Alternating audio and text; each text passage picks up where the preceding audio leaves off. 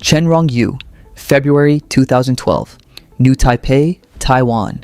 On February 1st, 2012, the staff at a New Taipei internet cafe thought 23-year-old Chen Rong-yu was taking a nap between matches of League of Legends. But when they tried to wake him, he didn't move. Chen had been playing for over 23 straight hours. His right hand was still clutching the mouse, his body stiff, head slightly tilted. Medical reports indicated he died of cardiac arrhythmia caused by extreme fatigue, immobility, and excessive caffeine. Surveillance footage showed him sitting motionless for hours before collapsing slowly. Other patrons carried on with their games, oblivious to the tragedy. The news shocked Taiwan, reigniting debates over marathon gaming sessions and the 24/7 operation of internet cafes. Chuang, July 18th, 2012, Tainan, Taiwan. On July 18th, 2012, 18-year-old Chuang checked into a Tainan internet cafe to play Diablo 3. He purchased a 2-day pass and locked himself in, fully immersed. After 40 hours without break, he stood up, took a few steps, and collapsed.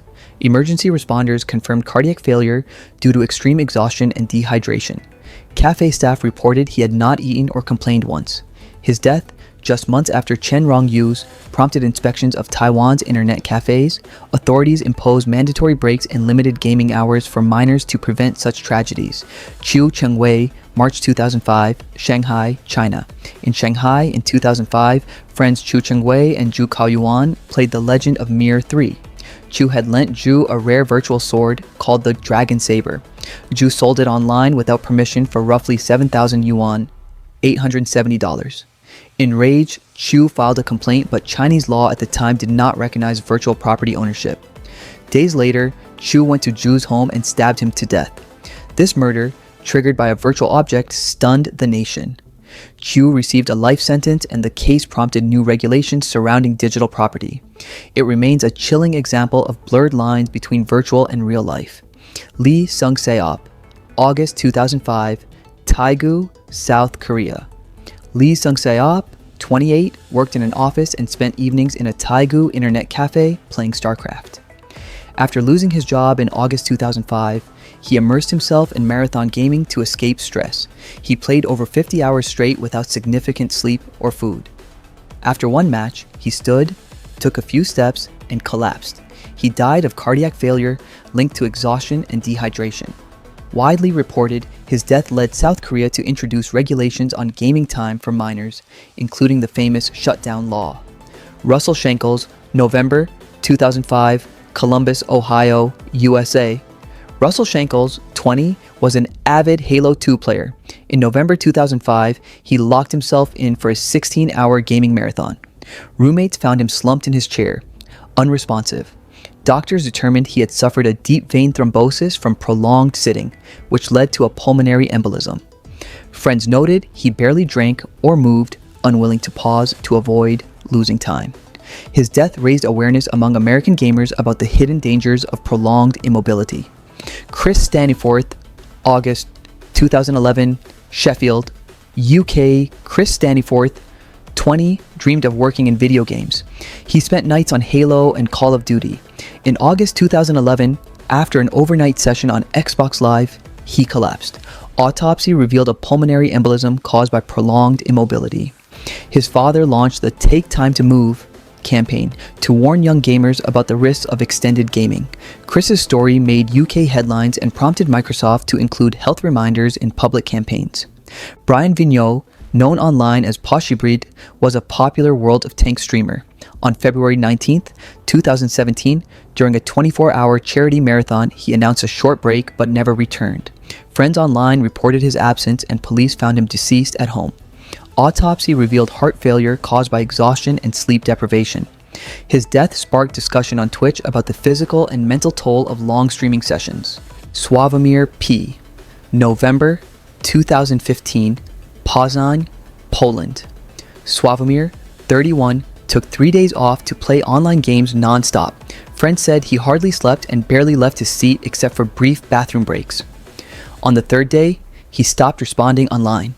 Cafe staff found him dead at his desk. Authorities confirmed cardiac arrest from the extreme fatigue.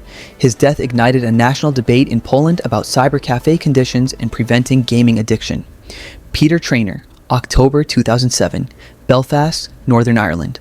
Peter Traynor, 25, was found dead in his Belfast room in October 2007 after marathon World of Warcraft sessions.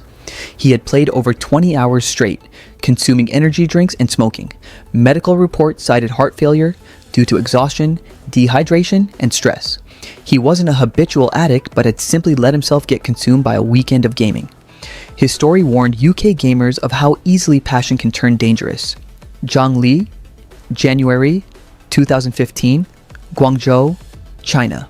On January 17th, 2015, 24-year-old Zhang Li died after 3 days playing World of Warcraft in a Guangzhou internet cafe. He hardly slept and only consumed instant noodles and coffee. Surveillance footage shows him collapsing in front of the screen while other patrons continued gaming. Authorities confirmed cardiac arrest due to exhaustion. The case went viral in China, leading to stricter regulations on prolonged gaming in internet cafes. Kyung, February 2010, Seoul, South Korea. In February 2010, Kyung, 32, and his wife obsessed over Prius Online, a virtual child-raising game. They stayed up all night playing, neglecting their real-life baby. One morning, they discovered their 3-month-old had died of malnutrition. The couple was arrested for criminal negligence. Media dubbed it "the virtual child replaced the real one," sparking nationwide awareness about gaming addiction and parental responsibility. Curt Schilling Jr. May 2004, Tucson, Arizona, USA. Curt Schilling Jr., 21, son of MLB player Curt Schilling, spent most of his days on EverQuest. In May 2004, he was found dead after several days without contact. Autopsy cited severe dehydration and extreme stress linked to prolonged immersion. While controversial whether the game directly causes death, US media highlighted the dangers of digital addiction and prompted discussions on developer responsibility. Wu Tai, July 2015, Shanghai, China.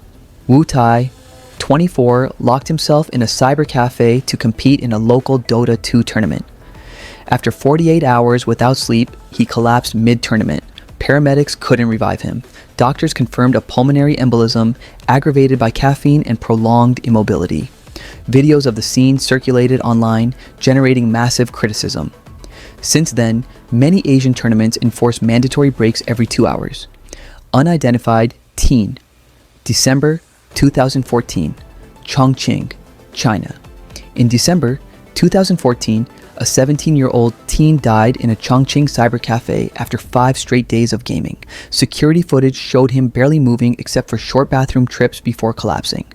Doctors confirmed respiratory and cardiac failure due to extreme fatigue. The incident prompted outrage, leading to China's anti-addiction campaign restricting minors to 3 hours of gaming per week. Brandon Lee, March 2019, Jacksonville, Florida, USA. Brandon Lee, 26, was obsessed with Fortnite.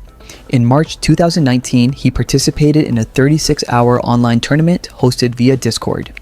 Friends noted he refused breaks to maintain his rank. Toward the end, his webcam froze. Emergency responders found him dead from heart failure caused by acute dehydration. His death shocked the US gaming community and led influencers to stream health awareness campaigns. If you enjoyed this video, subscribe to see more similar ones and feel free to leave suggestions for the next video in the comments.